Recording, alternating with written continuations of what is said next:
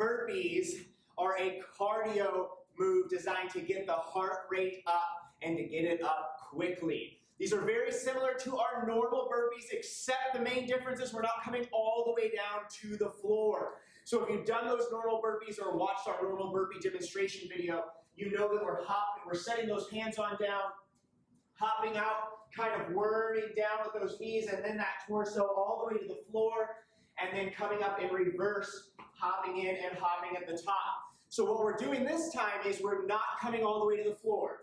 We're setting those hands on down right in front of the feet. We are hopping out, core nice and tight, into that high plank position here, and then we're hopping right back in and hopping at the top. Most common mistakes made on this one is just not performing that half burpee, performing that whole burpee. Instead, there's multiple reasons why a workout may include half burpees and not whole burpees.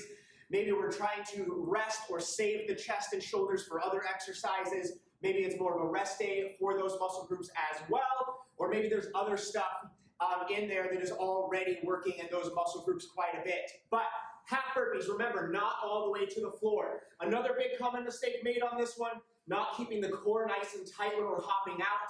Instead, setting those hands down, hopping out, and you can see my hips are dipping down. That's putting strain on my low back. So really focus on squeezing the abs, laying nice and rigid as you hop on out so that the abs are engaged and absorbing that force.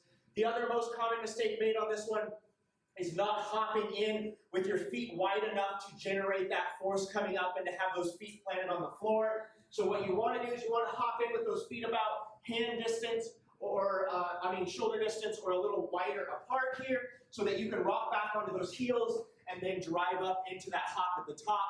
Sometimes I'll see people set their hands down, hop out, hop in with their feet nice and narrow. You can see my heels are off the floor here. And it's just kind of an awkward movement coming up from that.